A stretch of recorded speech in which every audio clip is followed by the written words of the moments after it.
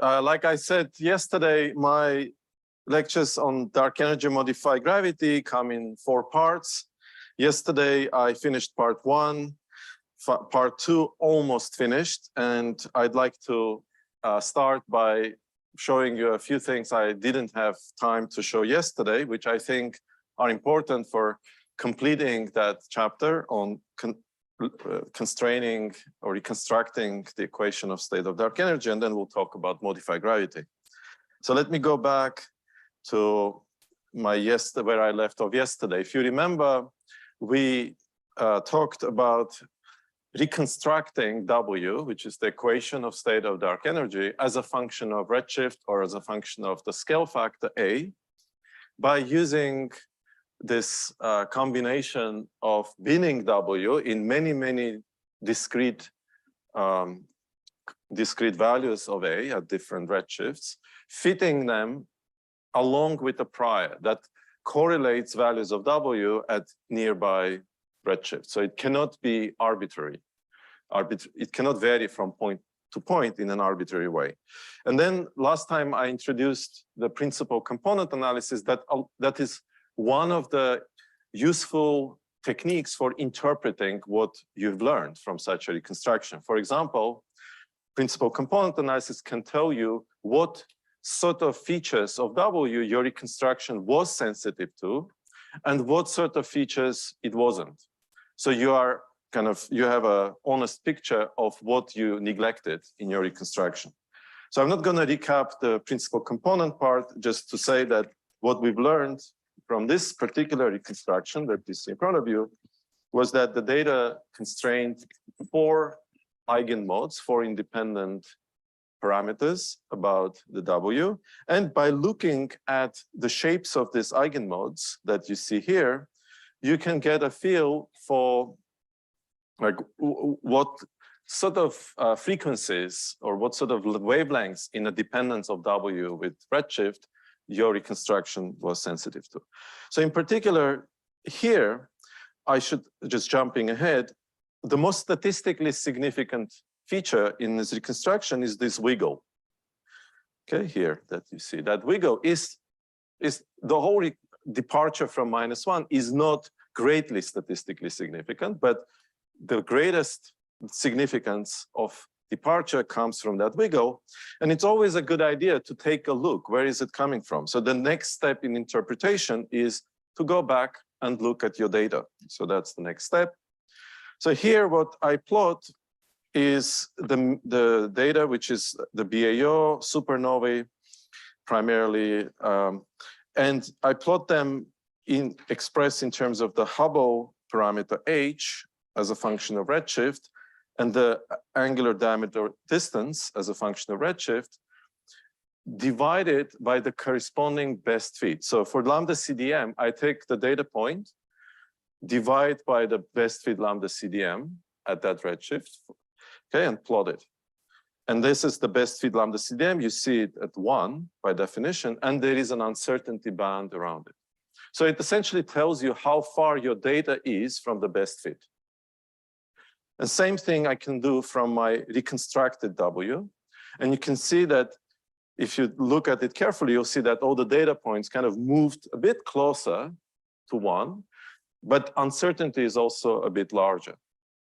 So you achieved a slightly better fit, but you lost the precision in how well you know W. But you can see what causes the feature here. Like the supernovae and the BAO points happen to scatter a little bit in sync.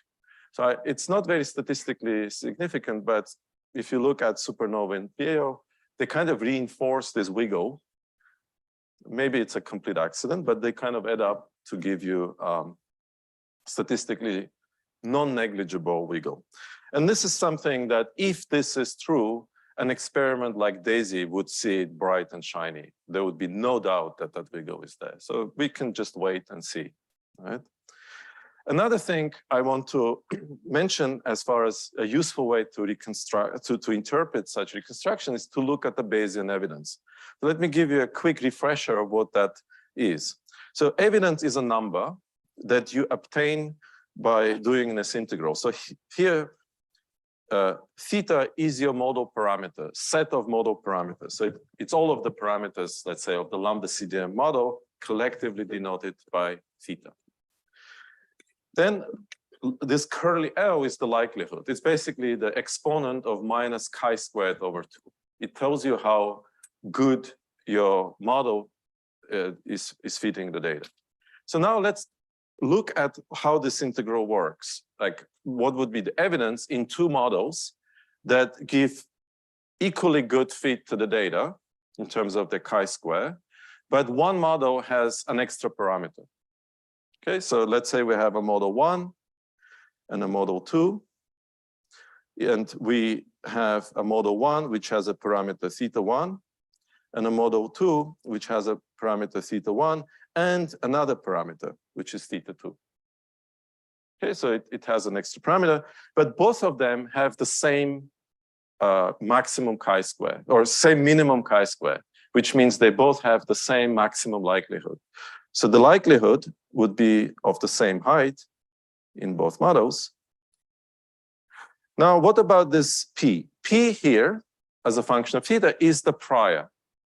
So usually in cosmology, we don't have very strong priors. We take them to be flat, as in any value of omega metr is equally likely, let's say, between 0.1 and 0.8. And we adopt a flat prior. So let's, for simplicity, accept a flat prior in both cases. So P theta 1 is a flat function of theta 1, or if we add a theta 2, it's also a flat function. So they are basically constants within a finite interval. But the thing that's important is that this P is normalized to 1. So by adding a new parameter, you have a larger volume over which you need to normalize it to 1. So at any given value theta, P is going to be smaller. Yeah, can you appreciate that? That since you normalize the function to 1, you increase the range of your parameters or the number of parameters. So P in the model 1 would, let's say, be here. This is P at theta 1, but P in model 2 would be much, much smaller because it now has 2 parameters.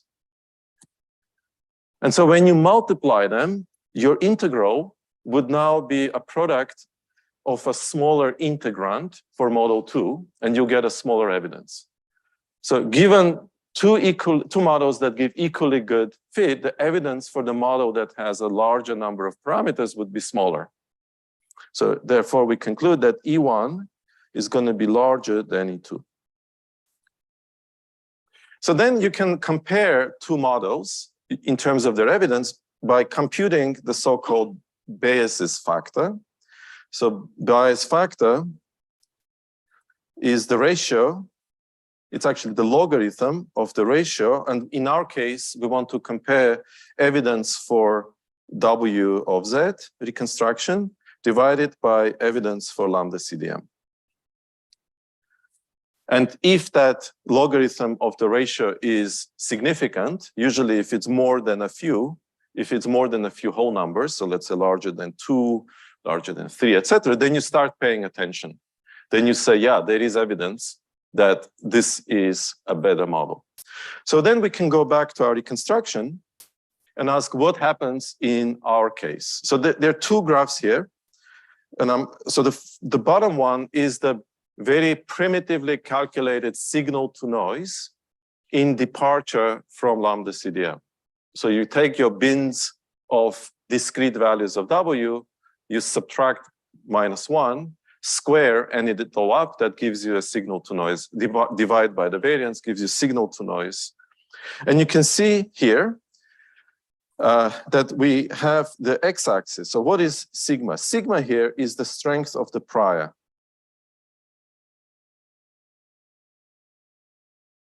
And as you increase sigma, you make the prior weaker, meaning you allow larger variations around -1. In the limit when sigma is 0, you, by definition, recover lambda CDM. You force it to be lambda CDM. So, okay? So that's why signal to noise is 0 at sigma is 0. So strength actually goes the other way. This is the weak prior. And this is the strong prior. So strength goes this way. okay? And you can see that as you relax the prior, you allow more and more freedom in your reconstruction, you achieve better signal to noise, because now you can more or less fit every data point. You can go through every wiggle with your reconstruction. So your signal noise goes up, as you can see in this curve. But what about the evidence? Obviously, you'll be penalized by increasing the volume of the allowed parameter space, and that's what happens here. So as you your evidence is never too great. Look at the black line, right? So the evidence hovers around about equal, right? Logarithm of 1 is 0. So it's roughly there.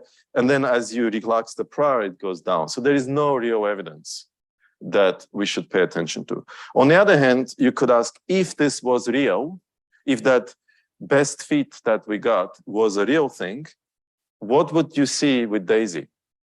And that's the blue one. You can see that if it was real, then with an experiment like Daisy, you would see basically a very significant evidence for a very broad range of prior strengths. And that's when you should start paying attention to a reconstruction telling you that there is a problem with lambda CDM. You want the significance, sorry, you want the evidence to be large, and you want it to be persistent and mostly kind of independent of how strong your prior is. You don't want it to go away as you tune the prior, okay? So that's there's one more thing I wanted to mention, which naturally takes us to modify gravity. Okay, so you could ask, okay, well, if this was the real thing, let's say we measure it with Daisy and it turns out to be the universe we live in, what could it be? It cannot be quintessence, the scalar field I mentioned before, because in quintessence, W has to be strictly larger than -1. But it could be an effective quantity in modified gravity. So I'm not going to go through this in great detail, just to say that the difference, and I'll explain this in the modified gravity part, the key difference here that you have this function f multiplying the Ricci scalar, and that makes the Newton's constant a dynamically changing quantity. Effective Newton's constant now depends on phi, and that is what's responsible for the fifth force, okay? But in this case, your Einstein equation is different. And if you didn't know that it was different, you would interpret all those differences as some effective dark energy. So that's your effective dark energy. You are just ignorant about the fact that gravity is modified. You put the stuff that you know in your Friedmann equation, and what's left you call dark energy. Then you can ask, what is the pressure and energy density of that dark energy? And you can do it because it's just math, and you find this. And you can see that this quantity is no longer restricted to be greater than -1. It can be less than -1. It can go through infinity. There's nothing preventing this energy density, rho effective, from going to 0 for a sufficiently large f dot, for example. This f dot is what gives you the fifth force. So basically a large variation of W, especially if you see it going through 0 or going through regions below -1, it's basically a signature of f dot, Newton's constant varying, and that's a problem. Okay, so just to say that when you have this possibility, and if you're interested in including modified gravity in your fits, then W may not be the best quantity to work with. It would be more safe. A safer way would be to work directly with dark energy density. Just put a function on the right-hand side of the Friedmann equation and reconstruct that as opposed to W. There is no need to reconstruct W and then convert it to dark energy. Just work directly with that. And this is what we did. And you get the reconstructed X, which is like this quantity here, which is the function which would be 1 if it was lambda CDM. Okay, but you see this, you can see that if you just take the data and the prior as we did, it actually goes to -1. So it goes to negative dark energy density. So yeah, so that's precisely the kind of stuff you wouldn't want to miss if it was real. Okay, this takes us naturally to modify gravity. So I'm not going to go through summary here. Let's just go straight into modify gravity and its phenomenology. Okay. So why modify general relativity? It's actually, I don't necessarily advise you to work on it, to be honest, because GR is really difficult to modify.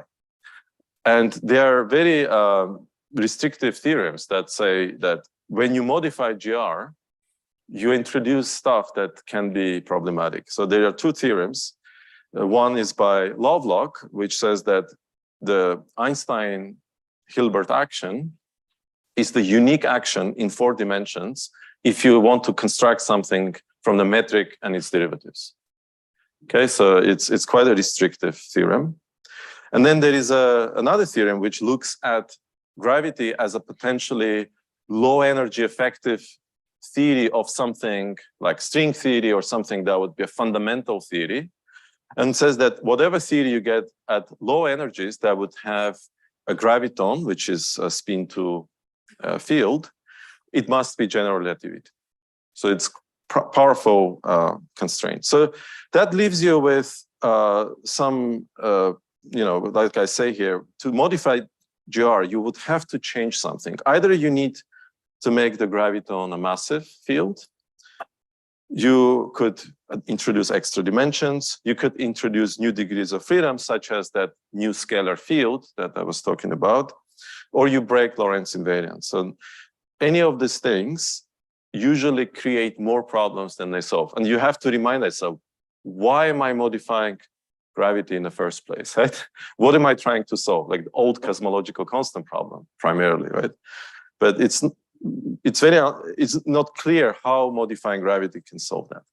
My motivation for studying this is just to explore the possibilities, and mostly looking if there are any cracks that you can see in a lambda CDM armor. Okay. So let me give you a little bit of a flavor of what sort of modified gravities people are talking about. So the field of modified gravity existed for a long time. Like there were isolated researchers working on it in the 70s, the 80s, 90s, but it received a significant boost after discovery of cosmic acceleration. People started to think, well, can we get accelerated expansion without lambda or without having sort of an explicit dark energy term? Could we modify gravity to result in cosmic acceleration? Just like people talked about MOND instead of dark matter, you can think of modifying gravity to explain dark energy. So this was a paper that has over 2,000 citations that really gave a huge boost to the field. And what was this about? So the paper was on f of r gravity, where the idea was that rather than having lambda in your Einstein-Hilbert action, or a dynamical dark energy like quintessence that we discussed yesterday, what if we make this Einstein-Hilbert action a function of r? And then see if there may be some types of f of r functions that give you cosmic acceleration dynamically, as opposed to by explicitly putting a dark energy term. So then you can use the same tools you use in GR, like variational principle, to derive the equations of motion and study this model. And you find that the equation of motion is now 4th order in the metric. The usual one is 2nd order in the metric derivatives. This one is 4th order. So here, this capital F is the derivative of your function f with respect to r. And the idea, so the function that they studied in that paper was very simple. It was r minus mu 4 to the r. So why did they pick this function? The idea is that when in an early universe, when the density of matter is very large, so when you have z going to infinity, rho matter is also going to infinity, it's very large, in which case this function this second term would go to 0, so this would go to R. Yeah. So in the early universe, you just have the usual Einstein-Hilbert action. You follow? Because curvature, yeah, I didn't tell you the missing link. So the curvature is roughly proportional to rho. So curvature goes with matter density. And so as R goes to a very large number, that second term becomes negligible. And you recover general relativity, so you don't mess up anything in the early universe, which you don't want. You don't want to mess up CMB. It would be very difficult to fix. But as you make Z going to 0, R goes to 0. Yeah, because density goes to 0, and the second term starts to dominate. And it sort of looks like it looks like it's going into a lambda. So remember that the action for GR plus lambda is just R minus 2 lambda. So you want, as the universe accelerates, eventually it becomes dominated by this term. So here it wouldn't be a constant, but it would be something not going as R. It would be a different term. And indeed, they found that it goes into a de Sitter spacetime. So it would be an attractor of an accelerated universe with an equation of state of W minus 1. Yeah. So does R go to 0? R to constant? R would go to a in this model, that's a good question. Where would R go? I think it would approach a constant eventually, yeah. Yeah. To give you something with an equation of state of W minus 1. Yeah. That model didn't work. And yes? What is mu? Mu is a parameter of the right dimension. Mu would be a constant, and it's mu to the 4th to match the dimensionality. Okay? Mu is just a number that you can tune to arrange for dark energy dominating today. Okay? But this model didn't work because it turned out to contain instabilities, such as, for example, you know, you wouldn't have a stable transition from radiation to matter domination. The universe would just go straight from radiation into accelerated expansion. It wouldn't go through a matter-dominated phase. So it was completely not viable. And the key quantity that's important in OF of our models is that the second derivative of F with respect to R has to be positive. Okay, so sometimes it's also denoted as FRR, has to be positive. You need this. And in this model, it's negative. Yeah, so so you need to construct models in which the second derivative of F is positive. And this is an example of a model which is viable. It's not ruled out. It's due to Hu and Savitsky. And there is a model suggested at the same time by Alexei Starobinsky, which is essentially the same, just slightly different functional implementation. So what is this model like? Let's look again at what it does. So when R goes to infinity at early times, this again, this goes to a constant. So this term, so this f of R will go to R minus m squared C1 over C2. Yeah, can you see that? When R goes to infinity at early times, this R to the n cancel, you're left with C1 and C2. When R goes to 0, which is redshifts at current times, this f of R will go to basically, so if it's 0, it goes back to R. Okay? So what did we get in this model? What we have essentially in the early universe, you have basically lambda CDM. You could call this coefficient to lambda. You could give it a name.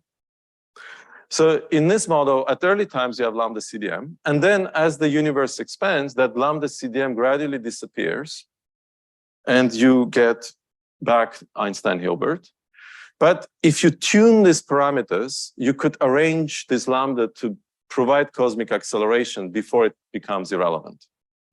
So you effectively introduced a really, really fine tuning, and you really still have a lambda in your model. So you didn't solve anything. You just created a mess. You have fourth order equations of motion that imply all kinds of fifth forces.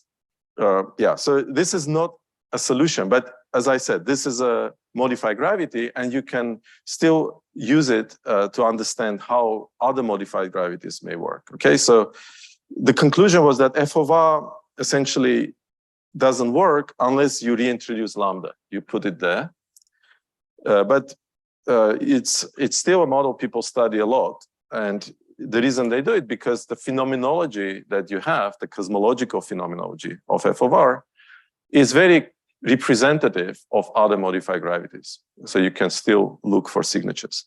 So let me talk now more about this phenomenology. First of all, let's appreciate that f of r is just one example of what's known as a scalar tensor theory.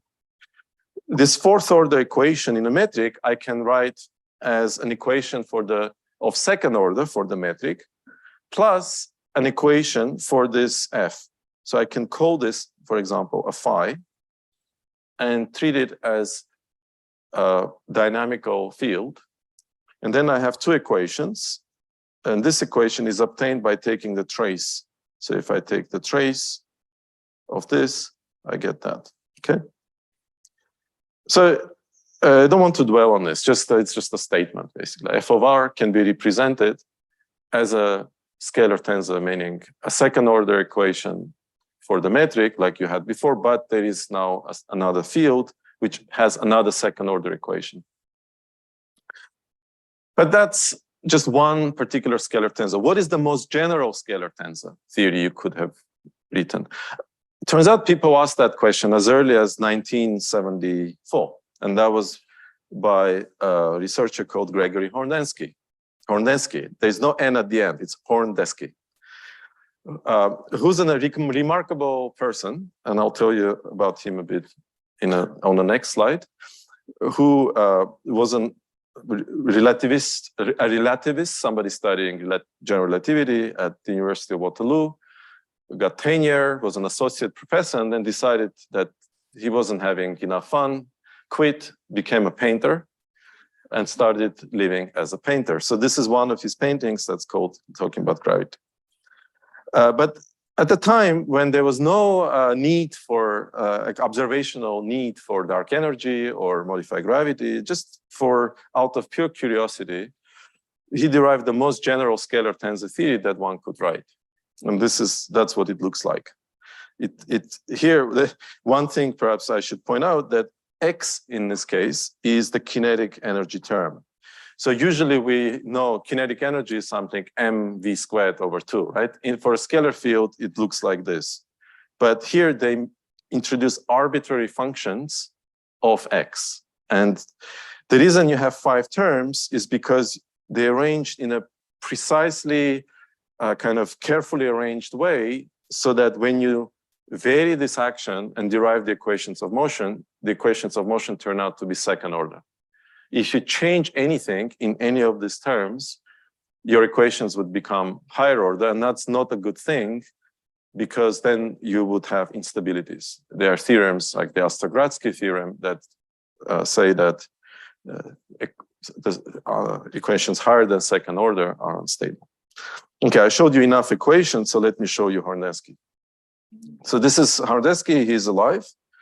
And since his theory suddenly became very, very popular, so it went from probably no citations to thousands of citations while he was a painter, he now pays more attention to what's going on to his theory. In fact, there is likely going to be a conference celebrating 50 years of the paper, which he wrote in 1974 at Permuta Institute. And I will likely be helping organize that.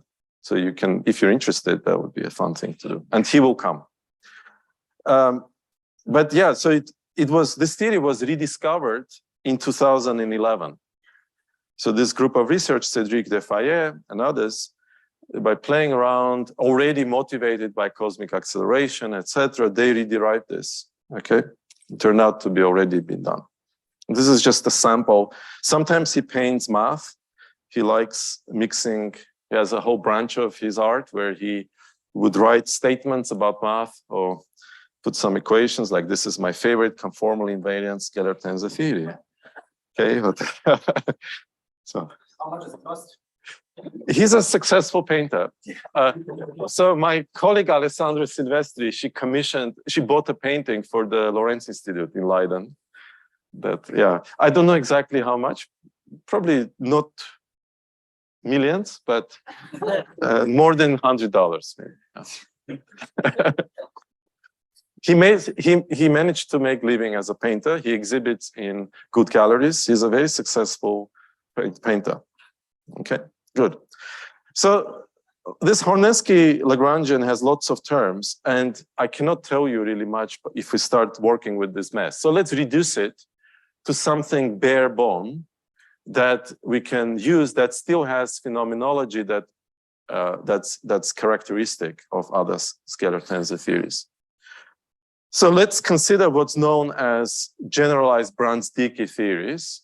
Brans-Dicke theory was one of the original scalar tensor theories, and then you could generalize it slightly, and the way you define them is basically all scalar tensor theories that have a conventional kinetic energy term, meaning it's not a function of x, but kinetic energy is x.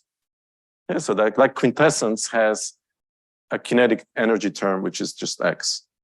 So that you can obtain from the Hornensky theory by making these choices. You set these g functions to 0, g4 is a particular thing, and you end up with this action. So this is the action that I will consider for today to talk about phenomenology. And if you compare it to quintessence, like I said, like at the end of part 2, the main difference here is that you now have this function multiplying the Ricci scalar, and that if it was equal to 1, you would just get back quintessence. And that is what makes a difference between a minimally coupled scalar to a non-minimally coupled. Okay, minimally coupled means you have gravity, you have your particles, and they talk to each other indirectly by influencing each other's gravity.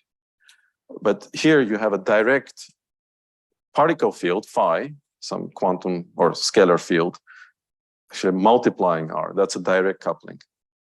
Okay, so what are the important phenomenological things you get? So like I mentioned, you get a fifth force. The fifth force appears as an additional term in addition to the Newton's force. Remember, in Newtonian physics, you can write force. I mean, in any physics, force is the gradient of the potential, right? So that's what you have. So in gravity, that force that massive particles feel, is the force which is the gradient of that of the gravitational potential psi. But now, if you have a scalar field coupled in this way to the Ricci scalar, you get an additional term, which looks very much like a gradient of the Newtonian potential, but it's now the gradient of the scalar field. And the coefficient in front, which tells you how strong the contribution of that force is given by the derivative of this function A with respect to phi. So if it was a constant function, there would be no force. It would just be a rescaling of the Newton's constant. We would just live in a universe where G is different. Yeah. So the Ricci scalar encodes the curvature of spacetime, right? Yes. So when you have a term with a field multiplying it, that's considered a direct coupling. You don't have to like couple explicitly to a standard model field. Very good question. And thanks for asking that. It is equivalent to that because you can change coordinates, and or maybe a correct way would be to say change frames. You could take your G mu nu, which you have in this Lagrangian, and introduce a different G mu nu. You could rescale it, okay? Some G mu nu prime. You can go to a different, nobody prohibits you from changing the metric in which you work. So you could choose a metric in which this becomes just ordinary. Actually, let's call this tilde. Yeah. So you can change it into a metric where this is some R tilde. So in terms of that metric, you would just have Einstein Hilbert action as is. But the price you pay is that now here, your meta particles would not follow the geodesics of G tilde, but it would be G tilde times a scalar field function. And so that would then be a different, just a different representation of exactly the same physical reality, but in a language where gravity is not modified, but particles are explicitly coupled to the scalar field. So that they go under the names of Jordan frame and Einstein frame. So what I just described is where the Einstein-Hilbert action is not modified, you would call that Einstein frame, in which particles are doing something. But the way I write it here, it's the Jordan frame. And Jordan frame is defined as the frame in which the particles follow the geodesics of G mu nu. And the reason I prefer to write in the Jordan frame is because that's where we measure stuff on the sky. We make our measurements in the Jordan frame. We assume that particles follow geodesics, and there are also things like we assume that particle masses don't change from place to place. Like the mass of the electron doesn't depend on some scalar field. But if you go into the Einstein frame, then all of these physical constants become dynamical. And it's just much harder to compute things. Sorry, it's easier sometimes to compute, it's harder to interpret things, okay? So thanks for that question, because I had it in my slides, but then I thought in the interest of time, I'm not gonna go into that difference, but it's an important question. Okay, so having this non-minimal coupling leads to a fifth force, and you have the strength given by the derivative of that function A, or the coupling strength, and the range, basically, what is the range of that force is set by the mass, because this is not a massless field, it has a mass, so the range is finite, and the mass sets the range which we can call like lambda Compton, which is inverse of the mass. So Compton wavelength is another word you could use for the range of the force. And an interesting effect that we'll see again more is that in this case, the meta feels the new force. So it follows altered trajectories because now it feels an additional attractive force, but light doesn't. This modification, because of the way we couple the metric, it's called conformal coupling, it doesn't affect light because the Lagrangian for electromagnetism, if you have ever seen it, F mu nu, it is conformally invariant. So electromagnetic radiation doesn't know about the fifth force, but metaparticles do. And that's a very important observational handle for looking for this. We'll talk extensively about it in part 4. It's like 40 now. Yeah, I will go a little, I want to finish. And then, yes, I'm aware. Thanks, Greg. Yeah. Yeah, I will finish at 12:30 and you will have a 5-minute break. Okay. So this kind of effects like fifth forces, differences between trajectories of light and matter, these things are really constrained. Okay, so for example, there's this very constraining lunar ranging experiment, which was set up. So when Buzz Aldrin went to the moon, they left a reflector. And then in New Mexico, there is an observatory called Apache Point Observatory that shoots a laser to the moon. And by studying the travel of the laser to the moon and back to New Mexico, they can constrain a whole bunch of things. So they can test whether G varies with whether the two masses fall at the same rate, where the moon and Earth sort of are consistent with the prediction of equivalence principle. And even if we didn't have that, we use general relativity every day for GPS communications and navigation. We just wouldn't function if GR didn't work. So when we introduce these new models, we cannot just leave them like this. because they would screw everything up in our solar system and on Earth. Okay, so they would be completely ruled out. And the way to make them still be interesting cosmologically, while satisfying all the tests we have in a solar system, is by these models including a screening mechanism. So fortunately, a lot of these Hornensky models have a screening mechanism in them. And the way it works is that it's environmentally dependent. So there are two types of mechanism. One where, let's say in regions of high matter density, for example, near the Earth or in the solar system where it's relatively high matter density compared to the universe on average, right? This coupling beta would be zero, but not zero cosmologically. Or the range of the force would shrink to zero, but cosmologically it wouldn't. So, so there are two types of kind of qualitatively, there are two types. One is called the chameleon screening, where in regions of high density, the mass becomes large, and therefore the range of the force vanishes. And in the interest of time, I will not go into it because you either talk about it in detail or you don't, just to let you know that there are the screening mechanisms. And another popular type is called the Weinstein screening. It's not named after an animal, it's named after a living person. So that's another living person who is a retired professor from University of Minnesota. And here it's based on, again, that it's an arrangement where near a massive source, the contribution of the scalar field, the force, becomes negligible. But far away, it becomes prominent. Okay. And this, as you can imagine, this kind of screening results in really, really rich phenomenology. And it's highly nonlinear. So to study this phenomenology, you need to assume a specific Lagrangian, a specific dark modified gravity, and study that phenomenology in that theory. You cannot do model independent tests very well in this case, okay?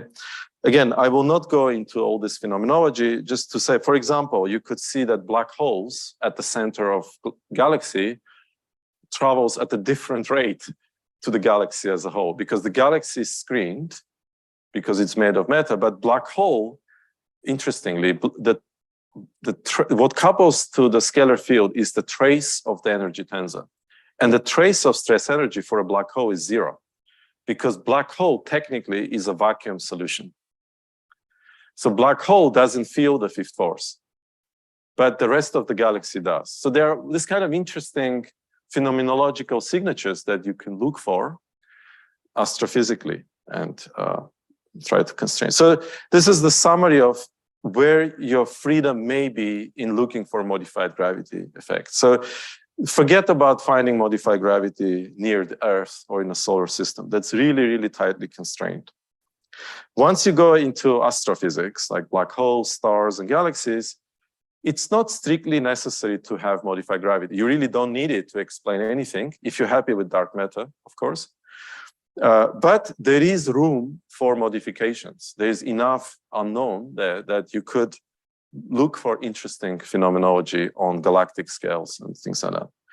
And then cosmology is where the interest in modified gravity really comes from. Like we said, that varying W, if we ever detect it, that would hint that something is funny going on with the gravity on cosmological scales.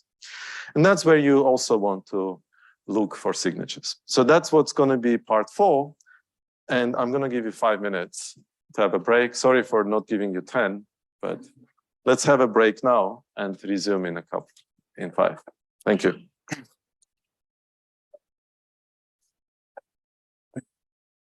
The question is, how do you see that on the non-relativistic matter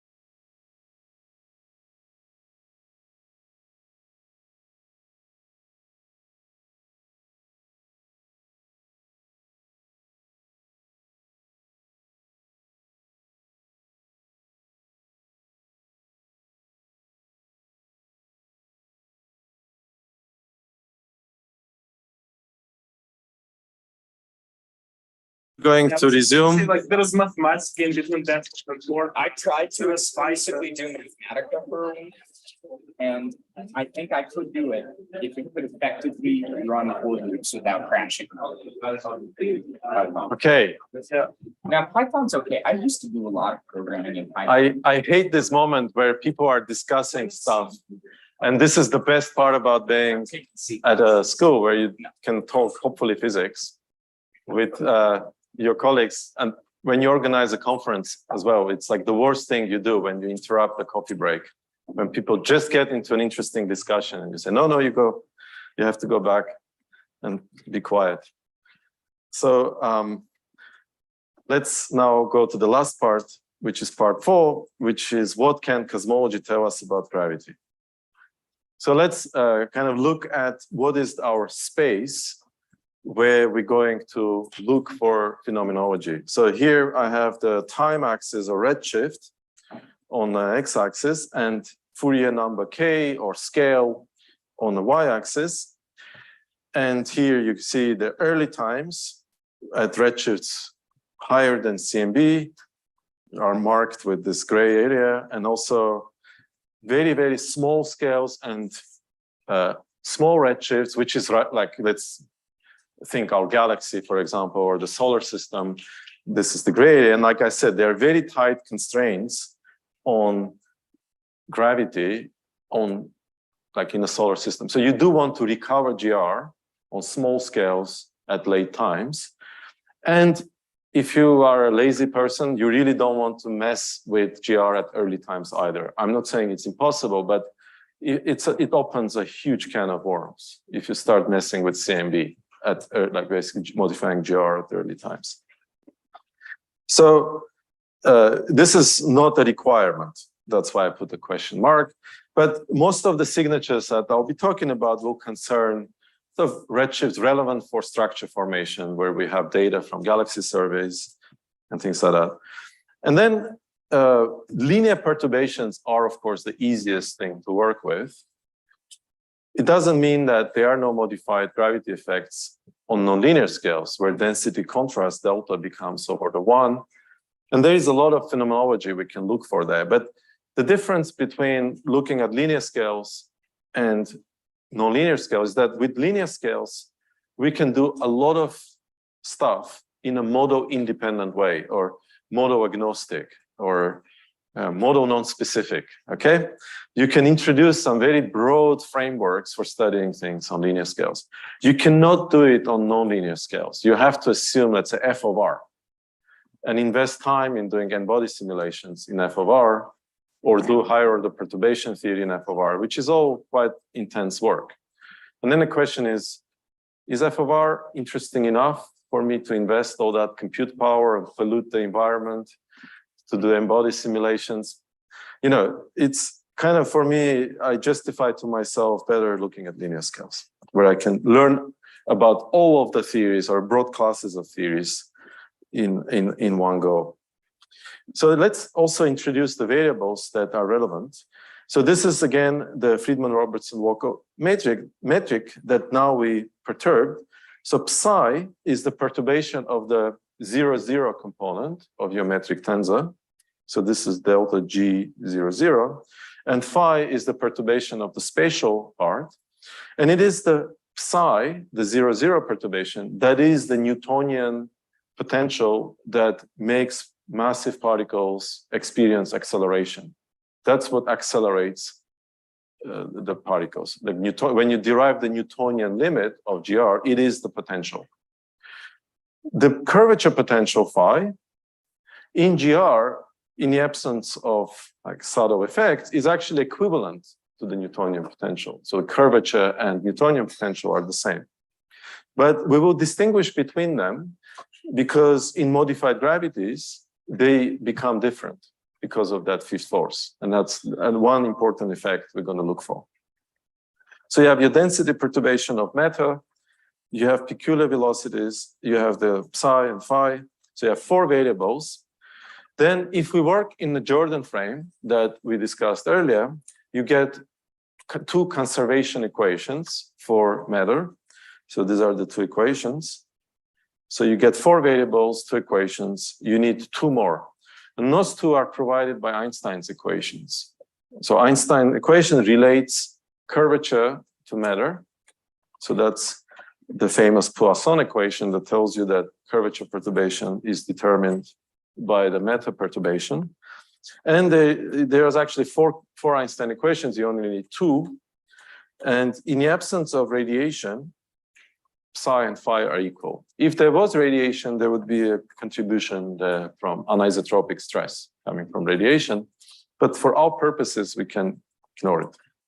Okay, so you have four equations for 4 unknowns, and that's your usual cosmological perturbation theory that you use. So what can we expect in modified gravity? Like I said, there was a 5th force, and what that introduces is an additional force, so that enhances, and the force is attractive. Okay, so and that enhances the growth, so structures form at a higher rate. And also it introduces a scale dependence because that force only operates below the Compton wavelength, below the range of the force, which is set by the mass of the scalar field. And also I did not show it earlier, but it is going to be the case that photons and matter experience different spacetimes. We mentioned it, but I didn't show you any equations. So photons and matter would be behaving differently. This is a pictorial representation of what the growth factor looks like in f of r. So on the right, you have the growth factor of the lambda CDM. Here you have k on a y-axis, z, the redshift on an x-axis. And what you plot is the density perturbation, delta, divided by the density perturbation at some earlier time, but not very, very early, during meta domination. Let's say we pick redshift 10, where it's meta domination, and we divide current or delta at any given time, but at delta, you expect in lambda CDM, you expect that quantity to be independent of k. It's the famous result that growth is independent during meta domination lambda CDM and also during lambda domination.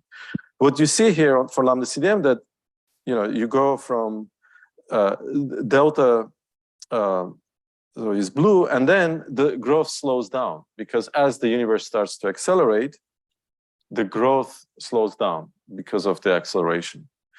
In f of r, there is a distortion because on wavelengths that are below the Compton wavelength, your growth is enhanced by the 5th force.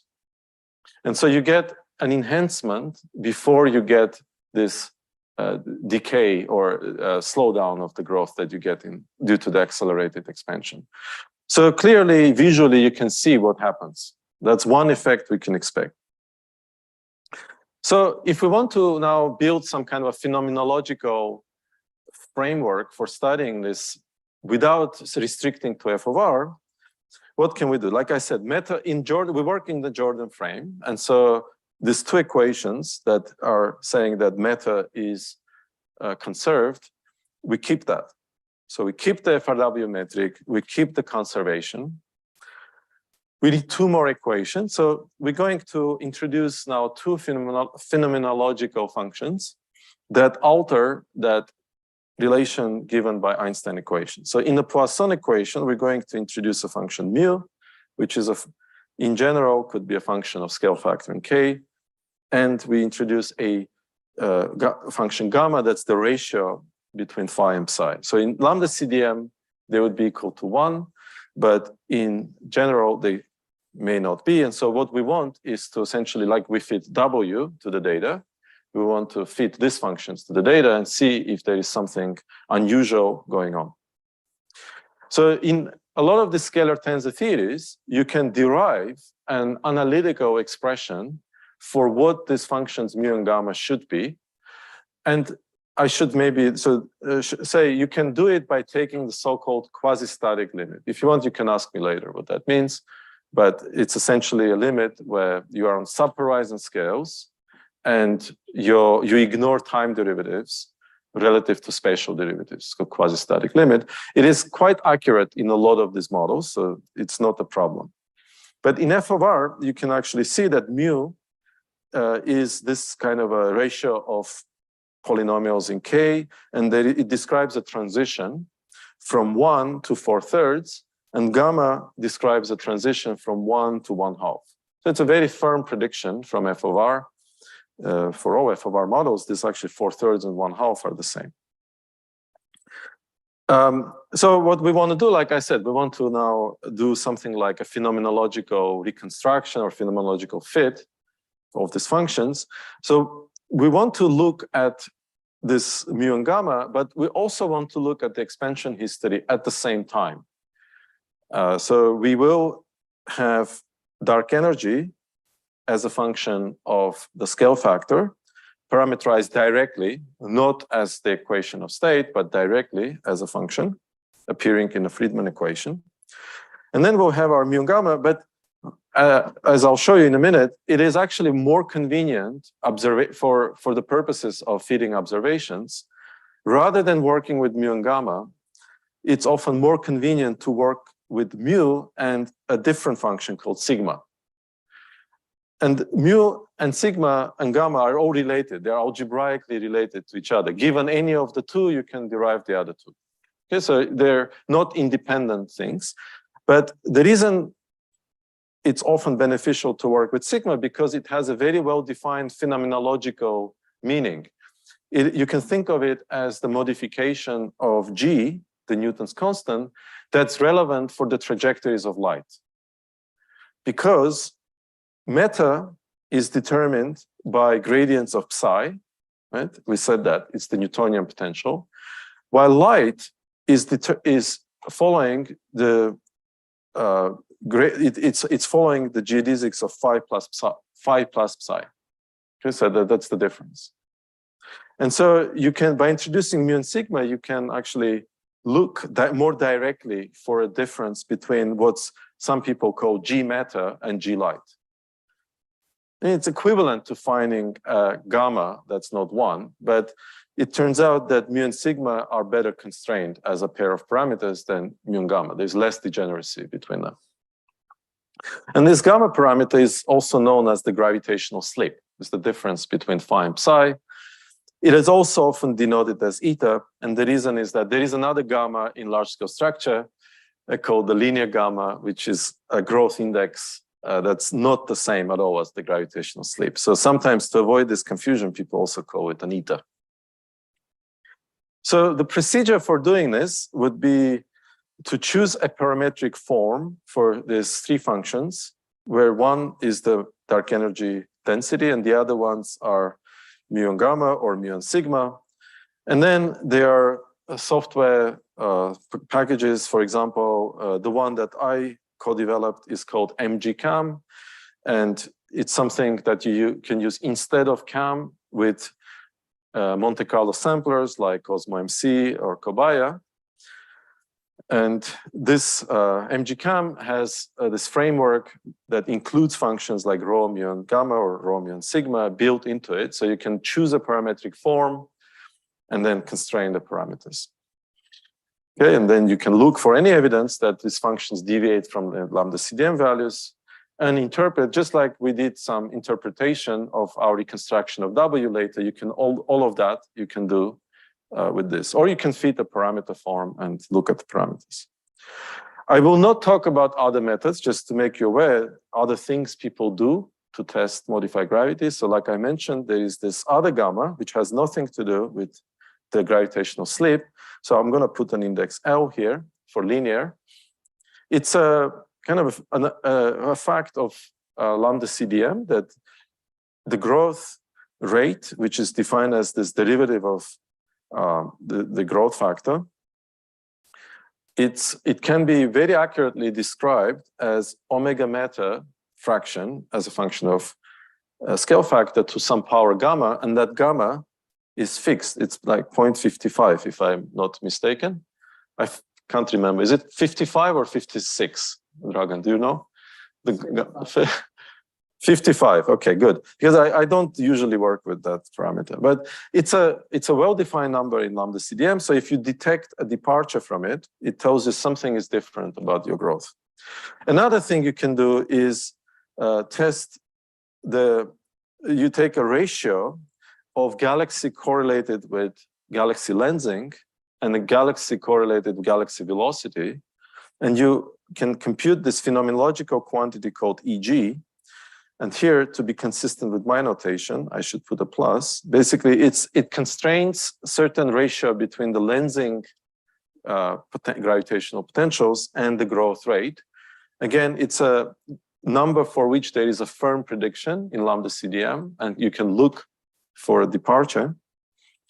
And then if you look at frameworks like I use with MGCam, there are other software packages. For example, there is one called EasyGR, which is very similar in its theoretical underlining equations as MGCam. It's just a different, written by a different group, and maybe does some other things. MG is, again, the same thing, but implemented in class, which is a C. So CAM is written in Fortran 90. So some people don't like using Fortran 90. Class is written in C. So would be the difference. So all of this codes, MGCam is a Jargon class. They basically use the framework of mu gamma sigma. And it's purely phenomenological on one hand. Nobody tells you what these functions should be. You can adopt any parametric form and fit them to data. But like I said, you could make a connection to theory. You could derive an expression for mu and gamma in f of r or in some other theory and interpret what you get from the data. So that's one advantage between this kind of frameworks and something like this linear growth factor gamma or the factor EG, where you cannot make a connection to theory. It's not that simple to take a Lagrangian and derive a prediction for gamma from it, okay? But in this mu gamma sigma framework, you can. And then if you work in this area, you will necessarily come across codes called EFT-CAM or high class. There are also codes where you test departures from GR, but they are specific to scalar tensor theories, and they are exact, meaning they're exact implementations of linear perturbations and the background evolution in Hornbensky theories. Okay, so it's different that there is no room to have phenomenology that's not described by Hornbensky. While MGCam and others, they are purely phenomenological. And then if you wish, you can make a connection with theory. So that's the key difference. And the key observational input that you want to have in order to constrain modified gravity is to combine gravitational lensing of galaxies or gravitational lensing of CMB, which probes this combination of potentials with galaxy clustering, in particular the redshifts of galaxies, which probe the peculiar velocity. So here, this is the earlier equation, one of the conservation equations I showed you earlier. So it essentially says Newton's second law, right? V prime is acceleration, and this is in Fourier space. So it says acceleration equals force, and the force here is the gradient of psi. So peculiar velocities probe psi, lensing plus phi. And if you combine them, you get a really nice bananas that are oriented at 90 degrees, and you can break degeneracies with it. So here, it's an old paper where I was part of. Here we parameterize sigma and mu with a parameterization which was independent of k, and we adopt a functional dependence which could be a power of the scale factor, and we change s. We take different values of s and see what kind of constraints we get. So for example, here, this is for s equals 1, and this is for s equals 3. And you can see that in both cases, there is a very nice breaking of degeneracy, but the contours are much tighter for s equal 1 and not as tight for s equal 3. And the reason is that for s equal 3, this becomes important very suddenly at very late times. So for a lot of the history of the universe, that modification wasn't relevant. It was too small. While for S equals 1, it was spread over a longer range of redshifts, so you can constrain it better. If I made these two modifications constant, my constraints would get even stronger.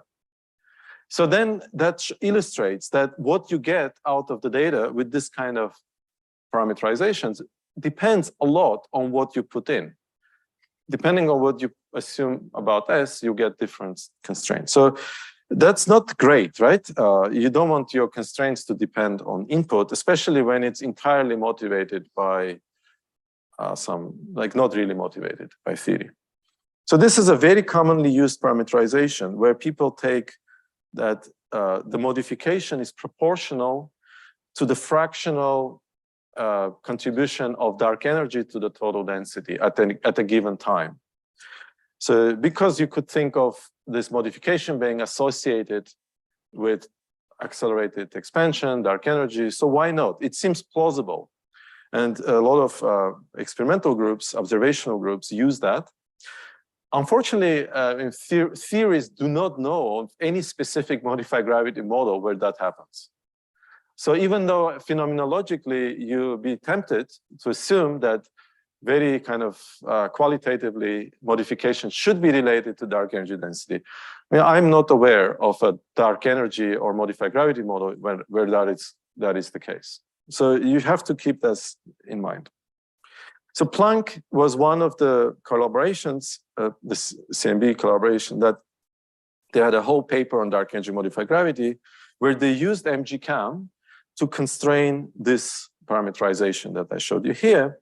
And they derived constraints. And it all looks very well consistent with lambda CDM. So all the cross lines indicate the agreement with, indicate the lambda CDM. But you see some hints. For example, what caught my attention where I looked at it was this one, okay? First, it's kind of strange that you have mu less than 1. That means your gravity G, it's less than Newton's constant. So you have, instead of enhancing gravity, like you would expect in a lot of scalar tensor theories, it is actually decreased. And also, it's very hard to get sigma that's not equal to 1 in a lot of these theories. So, if these error bars were any smaller, you could ask, well, what would it say about gravity? That's something that is worth thinking about, right? So, what would it mean if mu is less than 1, gamma is greater than 1, and sigma is greater than 1? You can look at this generalized Brans-Dicke type gravities. And there are some very robust trends in those models about mu, gamma, and sigma. For example, they predict that mu has to be greater than equal to 1, sigma should be very close to 1, and gamma should be less than 1. And that's because the way the fifth force enters these modifications, there is a very well derived parameter epsilon that describes how that the strength of that modification. You see, it doesn't look anything like omega lambda A. Okay, a typical modification looks like that, and it's not goes in proportion to the scale factor. But if you take it at face value, so if this had smaller uncertainties around the same best fit values, this would rule out not just lambda CDM, but it would rule out all generalized Brans-Dicke models. So it would rule out F of R, chameleons, symmetrons. There are lots of models that would no longer be ruled out. So it's interesting to think not just about testing GR, but also what other theories could be ruled out by just looking at these parameters. So what could we expect if we fit more general, if we consider now more general theories? We know what we can expect in F of R. We know what we can expect in generalized Brans-Dicke models, but what can we expect in a more general Hornetsky theory? And you could think, well, a Lagrangian like this, is there something that's impossible? With so much freedom, with so many terms, include initial conditions and freedom you have in choosing initial conditions for route, right? You could pretty much have anything. Well, Maybe not, because things still should be correlated. So what we tried to do is do this exercise where we simulate thousands, millions of Hornensky theories by using the so-called effective theory representation of these theories. I won't have a lot of time to explain exactly what this is, but instead I will just give you a rough flavor of what it means. So when you have a Lagrangian like that, it describes your theory completely. It describes what it does on cosmological scales, linear perturbations, background, and also it describes what this table should look like on Earth, right? It's a complete Lagrangian of your gravity. But in cosmology, we don't need to know all that detail. We only care about the background and linear perturbations. So you could kind of reverse the problem and ask, what are all the terms that could appear in action that are relevant to cosmology and are consistent with a scalar tensor theory? Basically respect the same symmetries that a scalar field would respect. And you can put all the terms like that into an action. You build them in a framework called Arnold-Deza-Misner, ADM formalism, where you choose a particular slice in time called foliation, and you construct combinations of something called extrinsic curvature, extrinsic. So you build your action based on all the allowed terms, and you keep them to second ordering perturbation because you're only interested in linear scales, the background and linear scales. You don't need to go beyond. So if you do that, you end up, instead of all this freedom of Hornensky, you end up with just 1, 2, 3, 4, 5, 6 functions. And they are functions of time. So you could just take those functions and describe them by something really, really general, like Pade polynomials of very large order, and then let computers simulate random histories for this. I'll skip this, okay? You generate random histories. We'll come back to it if necessary, okay?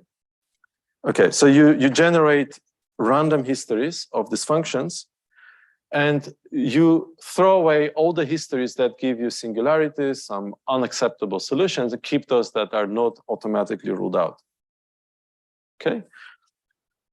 Then you can build a correlation function, a covariance of your mu, sigma, and W in this case, but later we redid it for raw dark energy. And you see that in this theories, they're correlated.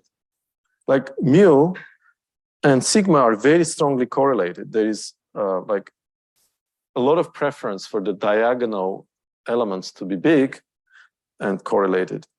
There is also some correlation between mu and sigma and the background, meaning the dark energy equation of state. But here we looked at subclasses of Hornensky. So we looked at this generalized Brans-Dicke, where there's rather strong correlation between the linear perturbations and background, where it's not a good idea to ignore, treat them as independent functions. Then we look at Hornensky theories in which the gravitational wave speed is the same as the speed of light at all times. In those theories have slightly more freedom than generalized Brans-Dicke, okay? But they have more freedom, and there is more decoupling between perturbations and background. So there is still a strong correlation between mu and sigma, meaning G matter and G light, but there is less correlation with the background. And then we looked at theories in which gravitational wave speed could be anything at early times, but as long as it becomes 1 today, because we have some strong constraints coming from multi-messenger astronomy, from neutron star mergers, that gravitational wave speed at very low redshifts should be the same as the speed of light. So in those models, there is even more freedom where you allow gravitational wave speed to be different. And then the background is very much independent. So before I show you the results of our reconstruction, let me just go back for a couple of things. Let's just say that once you have this effective description of Hornetsky, you can derive quite simply the expressions of mu, gamma, and sigma.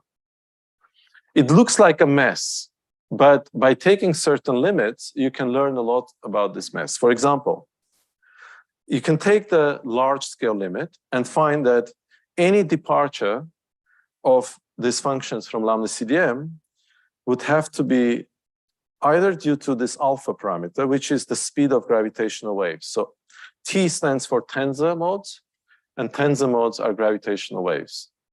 So in GR, alpha is 0, alpha T. It also in GBD is 0 in generalized Brans-Dicke theories. Okay, so, but in more general Hornetsky, you could have speed of gravitational waves be different from speed of light. And so if you detect sigma that's different from 1 on very large scales, it could be a hint of that. Now you could ask, but what about this factor here? So that's that conformal factor A squared. It's the variation of the gravitational constant, G. And it's very hard to allow it to vary cosmologically on all scales without paying the price. So it's very strongly constrained. So that factor here is likely to be 1. Okay, so that's very difficult. In other words, it doesn't go away with screening.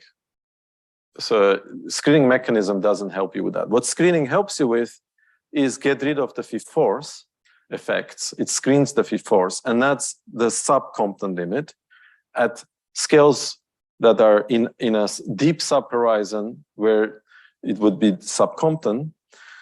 Mu and sigma are dominated, their contribution is dominated by the fifth force, and that's, you can see that the way it changes mu and the way it changes sigma is quite similar. There's only a difference here, but you expect otherwise sigma and mu to be very strongly correlated. This is the source of the strong correlation between sigma and mu. And so when we reconstruct these functions from the data, we really want to not treat them as independent. If you treat them as completely independent, that's fine. But then you would start picking up a lot of systematic effects and things like that that may not have anything to do with theory. So what we're doing here is we're trying to do it in a way where our reconstruction is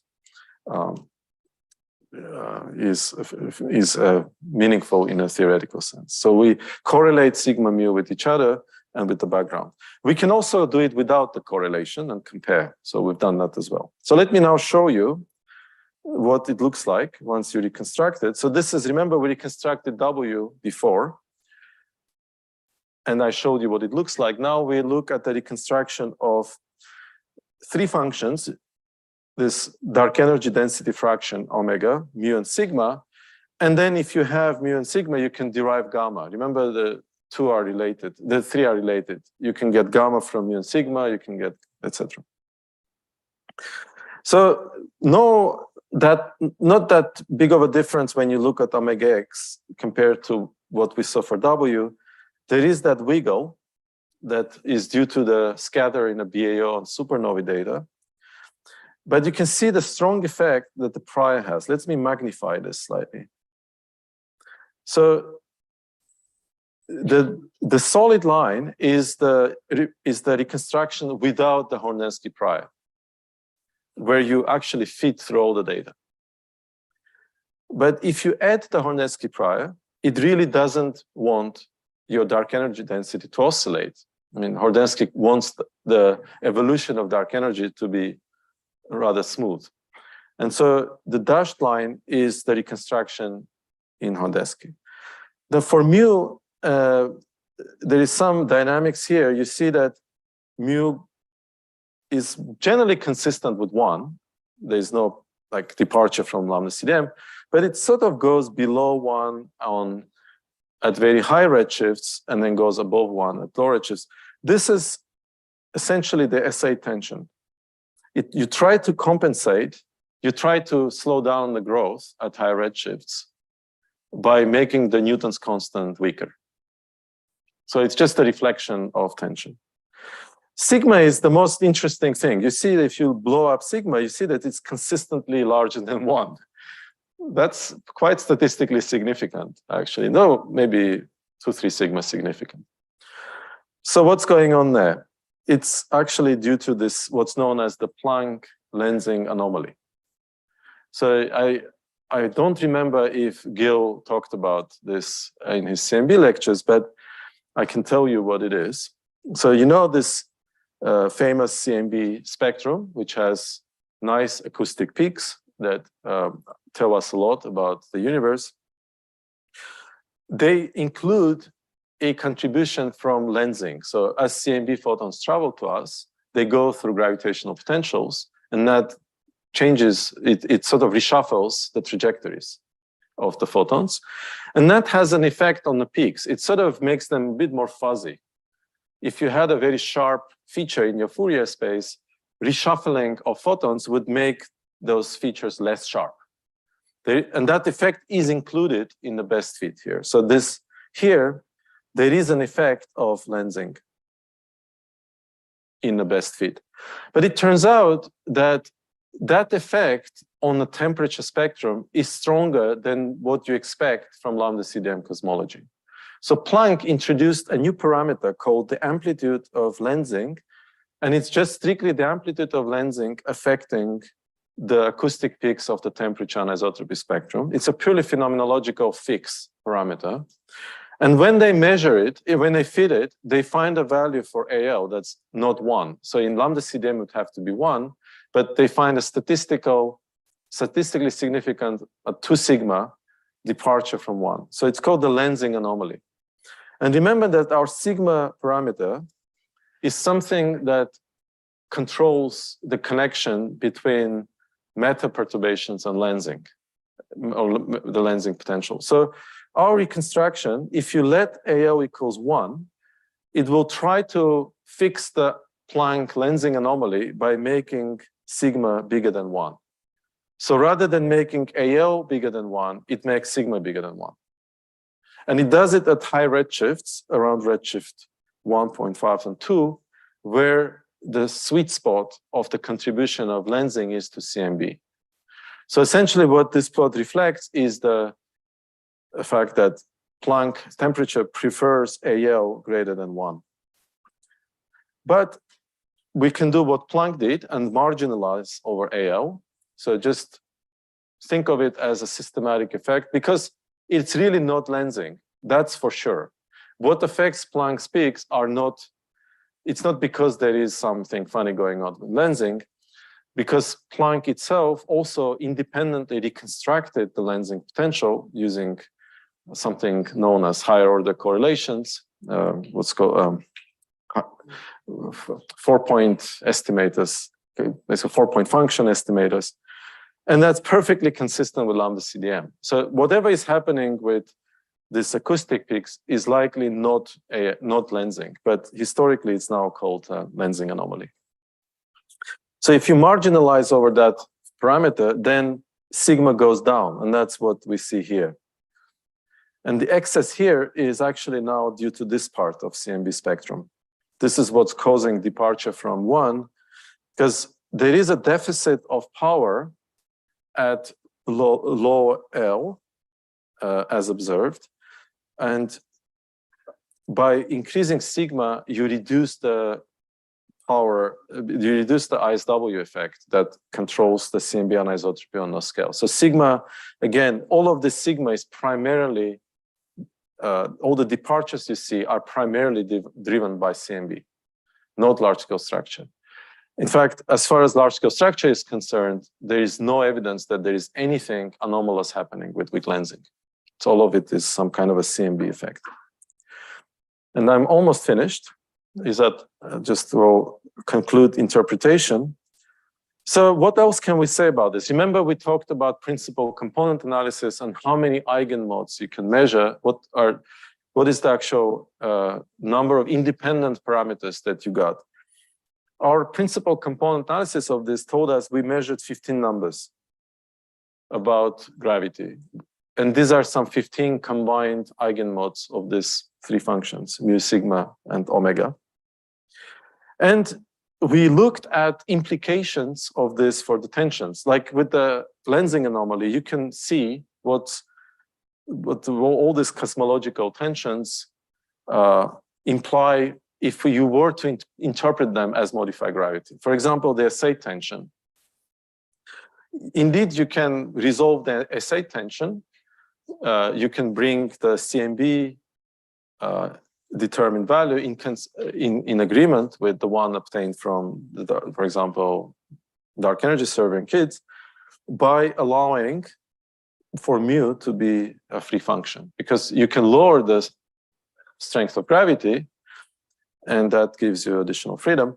So here, just a subtle point that what you really should be comparing is not S8, but some average sigma times S8, because the way you deduce S8 from weak lensing is by observing weak lensing. And that's controlled not just by meta fluctuations, but also by sigma. And so if you don't put sigma in here, you'll just replace S8 tension with the sigma tension. And what you want to constrain is that combination. But yes, if you marginalize over AL, so that's what this means. If you don't take the Planck anomaly, if you take it as a systematic effect and marginalize over it, then you can reduce the S8 tension by some kind of modified G effective. And to finish, nobody talked about the H0 tension at this school. So let me just say a couple of words, because there are some attempts to explain the H0 tension by dark energy. Not early dark energy, but late dark energy. Essentially modify the expansion so that your Hubble constant basically comes in agreement with between CMB and SHU. So what is the tension? So what we plot here is the luminosity distance. You can turn basically any expansion history, H of Z, you can turn into a luminosity distance. And this is the luminosity distance. This is the difference of the luminosity distance between measurement and lambda CDM.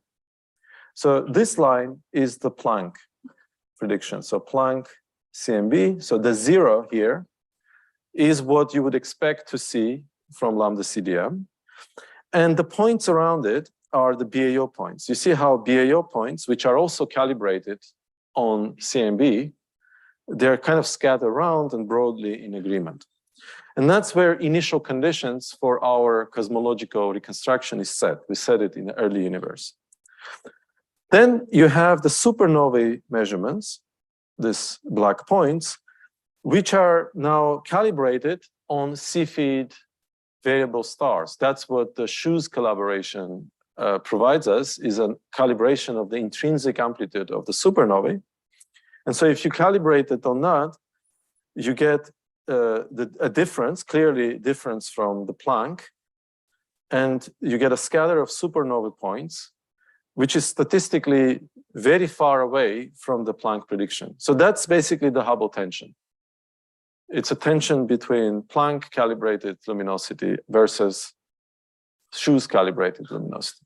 So now, if we wanted to try to solve this using some exotic dark energy, we would have to invent an evolution for dark energy that would pass through both sets of data points.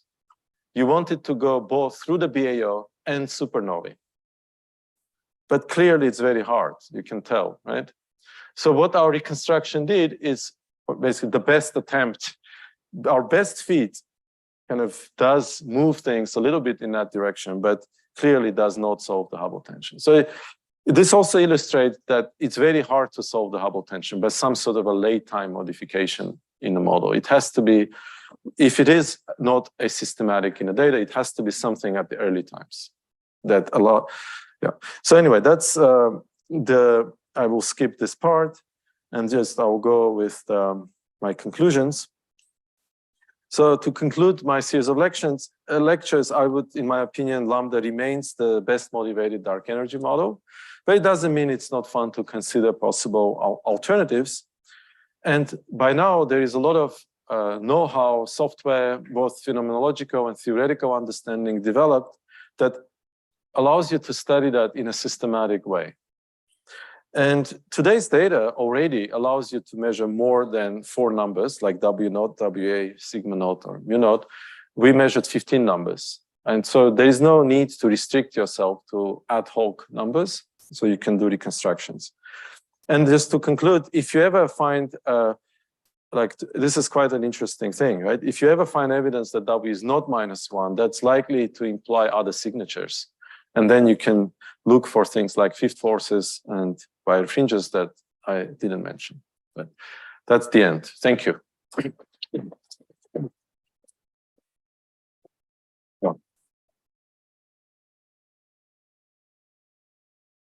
So given the time, I think we skip questions.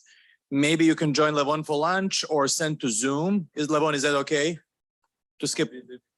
You'll be leaving very soon. Okay. We'll be around. I think it's better because otherwise to give enough time for lunch. One thing I posted on the general channel, photos from Wednesday, professional photographer, more than 100 photos. That's a nice site because you can preview thumbs and then you can select and download. So you can see the link, and in my follow-up early next week, I'll also send the link. See you at 2 o'clock.